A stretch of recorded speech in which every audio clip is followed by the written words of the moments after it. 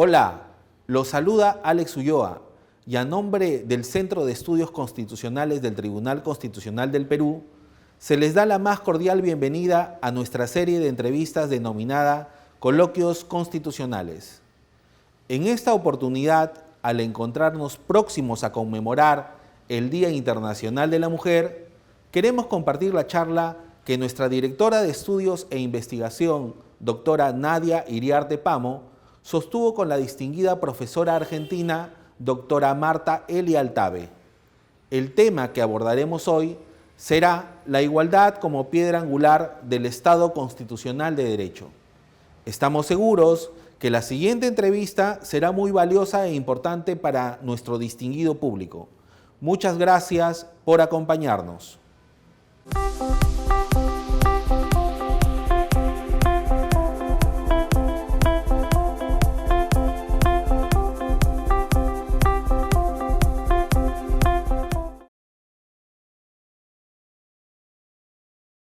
Hola, ¿qué tal? Les saluda Nadia Iriarte Pamo, asesora jurisdiccional del Tribunal Constitucional. Bienvenidos a este ciclo de conferencias constitucionales organizados por el Tribunal Constitucional a través del Centro de Estudios Constitucionales. En esta oportunidad tenemos a la doctora Marta Elia Altave. Bienvenida, doctora. Hola Nadia, ¿qué tal? Gracias por la invitación, gracias al Tribunal Constitucional de Perú por invitarme y es un gusto estar acá. Es un placer, doctora, tenerla en Perú y en el Tribunal Constitucional. Gracias, muchas gracias. Igualmente la agradecida soy yo por esta oportunidad de venir a esta hermosa ciudad de Arequipa y estar en este 15º Congreso Iberoamericano de Derecho Constitucional. Gracias, doctora. La doctora Marta Elia Altave es presidenta de la Asociación Argentina de Derecho Constitucional, vicepresidenta de la Asociación de Mujeres Jueces de Argentina, profesora titular de Derecho Constitucional de la Universidad Nacional Noreste de Argentina. Doctora Marta, el día de hoy vamos a abordar un tema fundamental, la igualdad. ¿La igualdad es un mandato constitucional? Sí, efectivamente. Es un mandato constitucional, o sea, es un postulado que aparece juridizado en la Constitución. Aparece como una norma jurídica la igualdad en general, ¿no es cierto? Antes decíamos la igualdad ante la ley como una igualdad formal, pero tiene que ver con la igualdad en todos los órdenes de la vida. Es decir, igualdad de trato, igualdad de oportunidades, que es además, como todo texto constitucional, primero son, digamos, acuerdos políticos no de política partidaria, sino postulados sobre los que una sociedad se pone de acuerdo. Es decir, para fundar una democracia, para sostener una democracia, es fundamental el principio de igualdad. O sea, la igualdad de trato y de oportunidades hace al fundamento filosófico de la democracia. Es decir, la igualdad es lo que indica que todas las personas pueden gozar en igualdad de condiciones de todos los derechos de la Constitución y también, voy a decir, porque pertenecemos tanto Perú como mi país, Argentina, como todos los países que estamos acá en este Congreso Iberoamericano de Derecho Constitucional, pertenecemos al Sistema Interamericano de Derechos Humanos y pertenecemos al Sistema Internacional de Derechos Humanos, es decir, OEA y ONU. Naciones Unidas, ONU y Organización de los Estados Americanos. Y en estos dos sistemas de protección de derechos humanos se reconoce a la democracia como un derecho humano. Los pueblos americanos tienen que gozar de la democracia. Y entre los elementos fundamentales de la democracia está la igualdad. La igualdad de trato, la igualdad de oportunidades, la igualdad en el goce de derechos. Y hablamos de una igualdad real, porque no hablamos de una igualdad formal. Si dijéramos, bueno, todos son iguales ante la ley y nada más, estaríamos dejando de lado, estaríamos sin reconocer que en realidad hay desigualdades naturales, por ejemplo, varones, mujeres, ancianos, niños, y también desigualdades estructurales, como por ejemplo pobres, ricos, empleados, patrones, personas cultas, analfabetos. Esas son estructurales. Nadie nace pobre, nadie nace analfabeto, sino que las circunstancias que vendría a ser la estructura social en la que se desarrolla, hace que sea o un empresario, o un trabajador, o un obrero, o que sea analfabeto o que no lo sea. Bueno, entonces, en realidad hablamos de una igualdad real. Y, por ejemplo, en mi Constitución, que es la Constitución argentina, hay un artículo fundamental, es el artículo 16. Pero también en el artículo 37 se habla de la igualdad real de oportunidades de varones y mujeres para el goce de los derechos cívicos y electorales, es decir, elegir, ser elegido, formar partidos políticos, acceder a cargos electivos, en fin, igualdad real, está la palabra real. En el 75, inciso 23, por ejemplo, hay un mandato expreso para el Congreso de que debe desarrollar acciones positivas a través de la legislación para la protección de sujetos vulnerables o sujetos en situación de vulnerabilidad en realidad, que son mujeres, niños, personas con discapacidad y demás. Entonces acá se advierte, desde la norma constitucional, se advierte que existen esas desigualdades estructurales y naturales. Y entonces el Estado constitucional de derecho tiene que venir en auxilio de esas personas para que puedan gozar en condiciones de igualdad de todos los beneficios del sistema democrático. A eso le agregamos que hay un bloque de constitucionalidad que está conformado por pactos, tratados, convenciones y otros documentos internacionales, por ejemplo, la Carta Democrática Interamericana de la OEA, firmada precisamente en este país, en este mes, pero en el 2001, el 11 de septiembre del 2001, donde todos los jefes de Estado, los presidentes, los primeros ministros, todos, se comprometen a afianzar el sistema democrático. Y entonces, entre los postulados de los ejes que hacen al sistema democrático está la igualdad en el goce de derechos y de oportunidades. Doctora, y a su criterio, ¿quiénes en su país no gozan de este derecho a la igualdad? Bueno, no gozan del derecho de la igualdad muchos colectivos que son considerados, en algún momento fueron considerados minorías, en otro momento grupos desaventajados, por ejemplo, mujeres. Las mujeres no obstante que tengan representan más del 50% de la población mundial y de todos los países, porque en realidad hay más mujeres que hombres. Yo siempre hago un chiste, digo, las mujeres vivimos más que los hombres, por eso hay más viudas que viudos.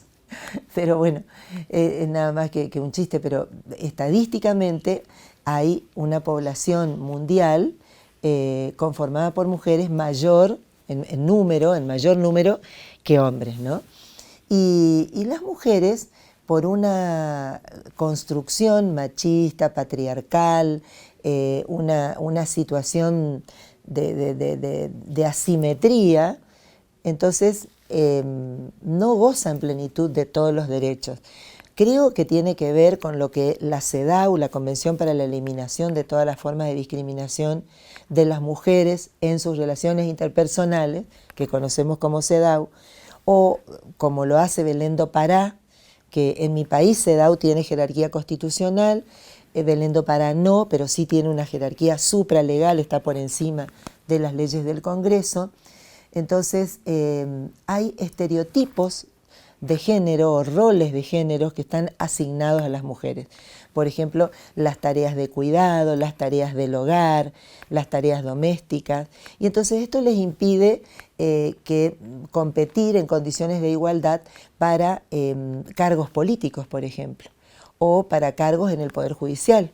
Nosotros, desde la Asociación de Mujeres Jueces de Argentina, emprendimos una campaña donde decimos una mujer a la Corte Suprema de Justicia, porque en este momento una de las juezas de la Corte Suprema presentó la renuncia, ya renunció hace 1 año y pico, otra falleció, y entonces la Corte en este momento está incompleta, es una Corte de 5 miembros, está incompleta, está compuesta de 4 hombres y no hay mujeres.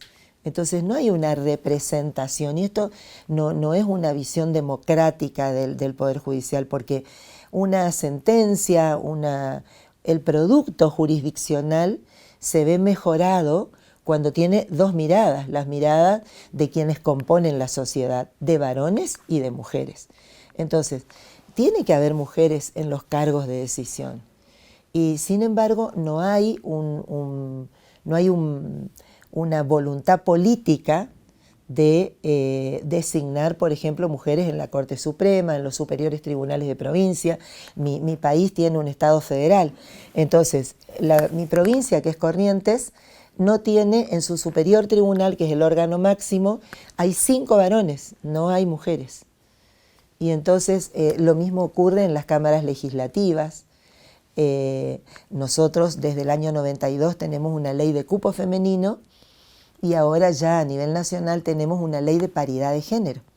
Pero lamentablemente cuando hay que aplicar el sistema electoral, que es el proporcional DON, ¿qué ocurre? El DON licúa tanto el cupo del 30% como la paridad de género, porque ¿qué pasa? Cuando hay que hacer el prorrateo del cociente electoral, entran las primeras personas en las listas de candidatos, y los partidos políticos en mi país, por ejemplo, están incumpliendo un mandato constitucional del artículo 38 de la Constitución, donde impone que haya mujeres en los cargos electivos y partidarios. Pero nunca los partidos políticos postulan como cabeza de lista a mujeres. Entonces, en mi provincia, por ejemplo, Corrientes, que es mi provincia, hay consejos deliberantes compuestos exclusivamente por hombres. Y esto se repite a lo largo de toda la geografía argentina, no es prioritario de mi provincia. Y ni qué hablar de los poderes ejecutivos. Es cierto que nosotros tuvimos una presidenta hasta hace muy poco, que tuvimos en otro momento otra presidenta, pero si tenemos una historia como nación de más de 150 años, que solamente 2 mujeres hayan ocupado la presidencia de la nación, llama la atención, ¿no? Entonces, ahí tenemos un grupo desaventajado, que es el de mujeres. Otro grupo que puedo señalar como desaventajado. Nos agradaría saber eso, doctora, ¿no? Nos ha dado bastante detalle en relación a cuál es la situación de las mujeres, las distintas medidas que se han tomado, ¿no? Cómo es la situación de las mujeres en el ámbito público, si pueden. Hemos visto que es muy difícil que accedan a estos puestos de decisión, sí. Pero usted hizo también mención a grupos vulnerables, ¿no? Sí. Como por ejemplo, que nos gustaría saber los pueblos indígenas, ¿no? ¿Cuál es la situación en su país? Sí, nosotros tenemos un importante número de pueblos indígenas en nuestro país, y teníamos hasta la reforma de 1994 una fórmula constitucional ignominiosa, era vergonzosa, porque en realidad en la Convención Constituyente había algunas ideas. Por ejemplo, una era exterminarlos, matarlos a todos, exterminarlos de alguna manera. Otra idea era mandarlos a las fronteras, en realidad las fronteras territoriales de las provincias existentes en ese momento, porque las provincias en mi país son preexistentes a la nación misma, es un Estado federal, es una nación federal. Entonces, mandarlos a la frontera donde se libraban batallas entre blancos e indígenas, blancos, criollos, llamémoslo así, e indígenas. Y otra era evangelizarlos, convertirlos al catolicismo. Bueno, por suerte primó esta última idea, por suerte digo, lo que me parece una barbaridad, porque tenían un acervo cultural de más de 500 años cuando llega Colón, de más de miles de años, cuando llega Colón a América ya había culturas indígenas muy desarrolladas, con sus religiones y demás.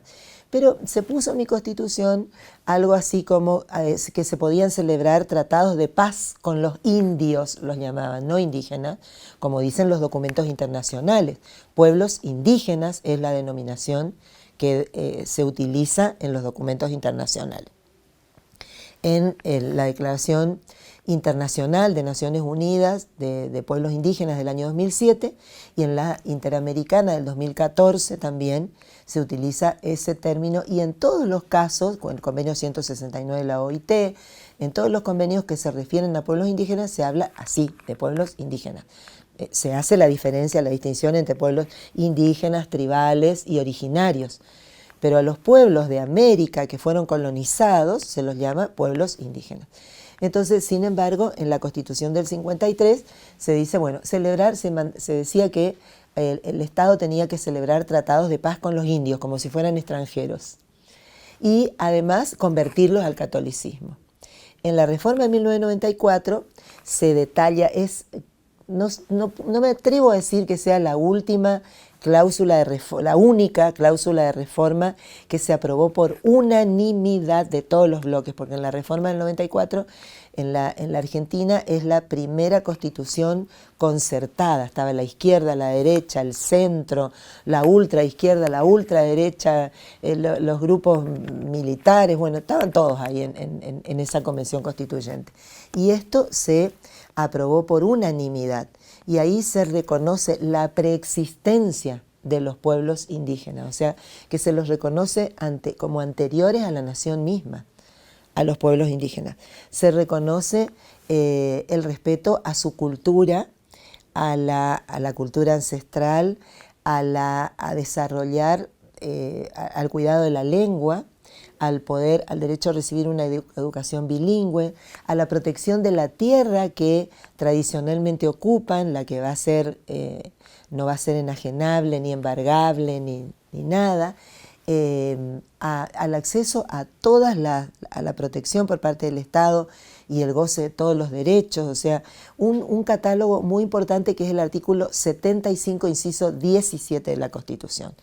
Pero además, por ese mismo artículo 75, inciso 22, hay una serie de pactos y tratados que tienen jerarquía constitucional, como por ejemplo aquellos que prohíben la afectación por razones de raza, de etnias y demás, y tiene una cláusula específica que dice que todos los pactos, tratados y convenciones tienen jerarquía superior a las leyes del Congreso y por lo tanto dentro de un Estado federal también tiene jerarquía superior a toda la normativa de las provincias. Pero, o sea que en cuanto a normas constitucionales, convencionales, legales, estamos espectacularmente llenos de normas. Pero todavía falta una voluntad política y todavía hay visos de fobias, digamos, hacia los pueblos indígenas. Y no puedo decir que gocen actualmente en plenitud. Sí que se ha avanzado mucho, que las constituciones provinciales han reconocido expresamente los derechos, que se han organizado. Recientemente la Corte Interamericana, el 6 de febrero del 2020, condenó a la Argentina en cuanto a la recuperación de tierras, 400.000 hectáreas de un punto tripartito de Argentina, Paraguay y Bolivia. También se les reconoció el derecho al agua potable, a los famosos derechos económicos, sociales, culturales y ambientales. Es decir, y hay mucha jurisprudencia de tribunales nacionales que se ocupan de los derechos de los pueblos indígenas, el derecho a la salud, a la educación y demás. De manera detallada ha expuesto cuál es la situación de los pueblos indígenas. Sí, falta mucho para decir que gocen en igualdad de derechos. Nosotros también tenemos un documento que sin ser un pacto o tratado, es un compromiso institucional de los poderes judiciales de toda Latinoamérica que son las 100 reglas de Brasilia de acceso a justicia de las personas en condición de vulnerabilidad. Y ahí hay varias reglas referidas a la relación de los integrantes de los pueblos, de las personas individualmente, pero también de las comunidades en general en su relación con el Poder Judicial. Esto es muy importante porque es un compromiso que han asumido y que ha sido ratificado por todas las Cortes Supremas y Tribunales Superiores de América, de hacer cumplir en los procedimientos, en los códigos, propiciando reformas legislativas, reformas organizacionales de todo tipo, para, por ejemplo, doy un ejemplo, que las personas que pertenecen a pueblos indígenas y que son judicializadas tienen derecho a un intérprete cultural y a un traductor lingüístico, a un acompañamiento afectivo, a un trato digno, al poder expresarse en la lengua madre. Qué importante esto que nos señala, doctora, ¿no? Esta situación de los pueblos indígenas no solamente se da en su país, nosotros también tenemos a los pueblos indígenas como un grupo en situación de vulnerabilidad, ¿no? Queremos ingresar ahora, ¿no? Usted ha hecho referencia a una igualdad material, ¿no? Entonces queremos centrarnos, ¿no? En qué medidas han logrado de alguna manera esta igualdad material, ¿no? Se ha hablado de las mujeres, se ha hablado de los pueblos indígenas, ¿no? ¿Qué acciones se han tomado en la búsqueda de esta igualdad material? Bueno, tenemos muchas leyes. Yo dije hoy lo de la paridad de género para el acceso a los cargos electivos. Se propicia que sea para todos los poderes del Estado, no solamente el Poder Legislativo, que es donde se ha logrado esta paridad de género en cuanto a mujeres. Tenemos respecto de los pueblos indígenas la protección de los territorios indígenas. Tenemos leyes que protegen los territorios indígenas, lugares, por ejemplo, que son lugares sagrados y demás.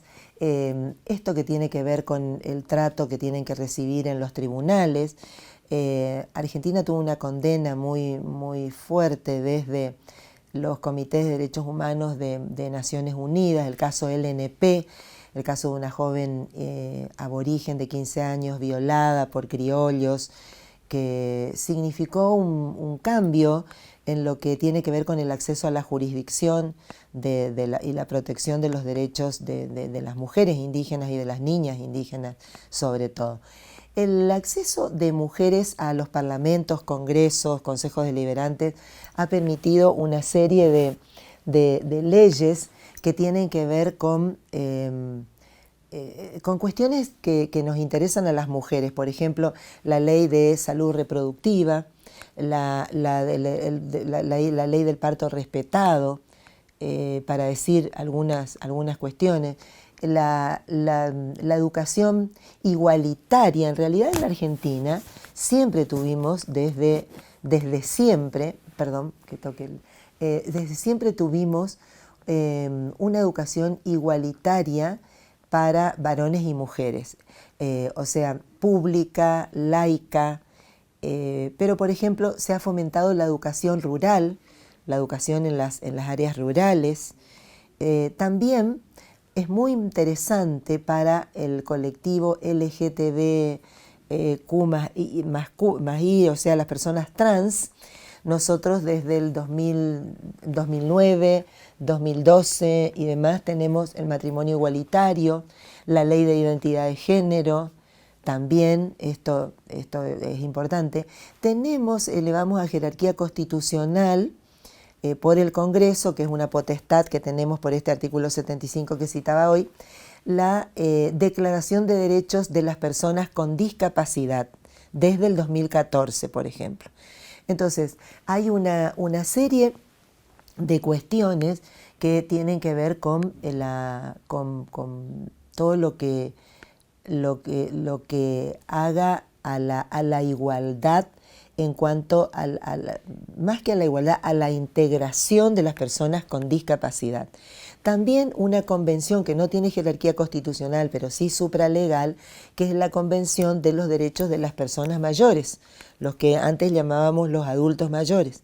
las personas mayores. También, es decir, se ha partido desde, esto ha cambiado la visión, también leyes de salud mental para los enfermos mentales, para poder tenerlos. Es decir, tenemos una serie de acciones positivas tendientes a que esto no se... no quede en una cuestión absolutamente programática, sino que sea operativa.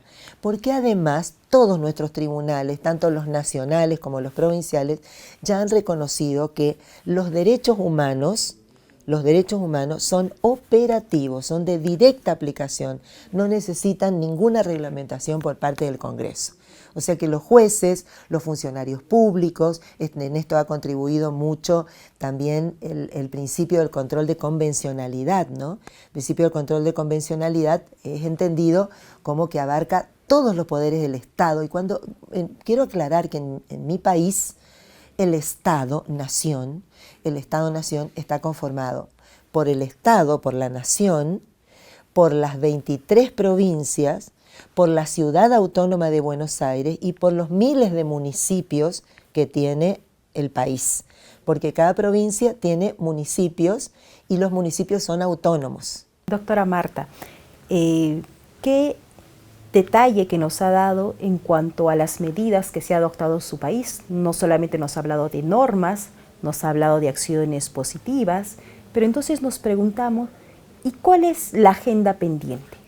Mucha es pendiente, porque mira, por ejemplo, me remito a las mujeres. Si vos mirás la página de la Corte Suprema de Justicia de la Nación, vos mirás el mapa de género, por ejemplo. El mapa de género te da la idea de un poder judicial. Nosotros tenemos 25 poderes judiciales, porque está el Poder Judicial Nacional, los de las 23 provincias, ahí ya tenemos 24, más Ciudad Autónoma de Buenos Aires, que tiene su Poder Judicial, 25. Vamos a tomar uno, el Poder Judicial de la Nación.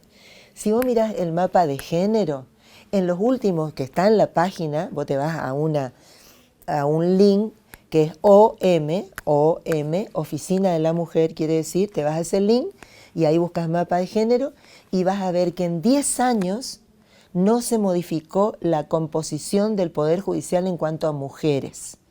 Vos me dirás, no, bueno, pero el número de mujeres en proporción a hombres es mucho. Sí, es mucho, pero como empleadas administrativas, como secretarias o prosecretarias, puede ser que como jueza de primera instancia, pero en las cámaras hay mayoría de hombres.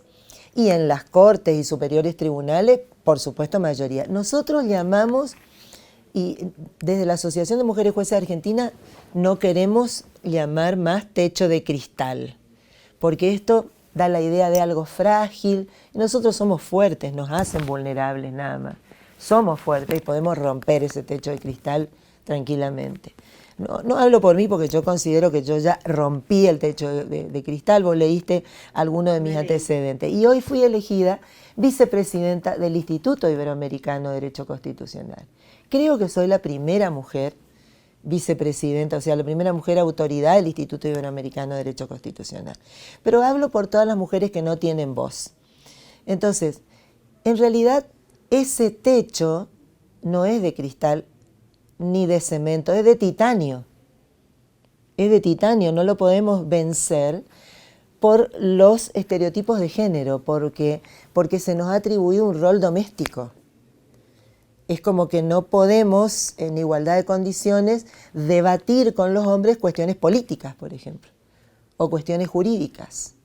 Volviendo a esto del mapa de género. Si mirás las estadísticas de los femicidios en la Argentina, se aumentó muchísimo en estos últimos años.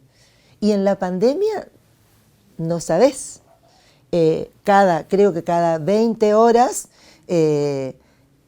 había un femicida. O sea, cada 20 horas teníamos un nuevo femicida en la Argentina. Si mirás también en la OM, qué pasa con las... Con la violencia de género. Vamos a hablar de la violencia familiar, como le llaman, la violencia intramuros. son mayormente violentadas las hijas mujeres que los hijos varones. Las madres, a manos de sus hijos, las madres más violentadas que los padres. Y si hablamos de los adultos mayores, las adultas mayores en mayor número que los adultos mayores. Si vamos a los pueblos indígenas, vemos un alto índice de desnutrición, de falta de vacunación oportuna, por ejemplo, de analfabetismo, de medidas sanitarias. Bueno, entonces creo que hay mucho todavía por hacer. Y mientras no tengamos en cuenta que si una porción de la población no goza en igualdad de condiciones de todos los derechos que brinda el Estado Constitucional de Derecho, la democracia está en crisis. Porque de eso se trata, del trato igualitario, del goce pleno de los derechos en condiciones de igualdad. Entonces, si esto no se da, bueno, hay algo que no está funcionando. Hoy en mi ponencia, temprano, concluí diciendo, citando el artículo 1 de la Carta Democrática, que hay un derecho humano a la democracia que lleva íncita a la igualdad en el goce de los derechos.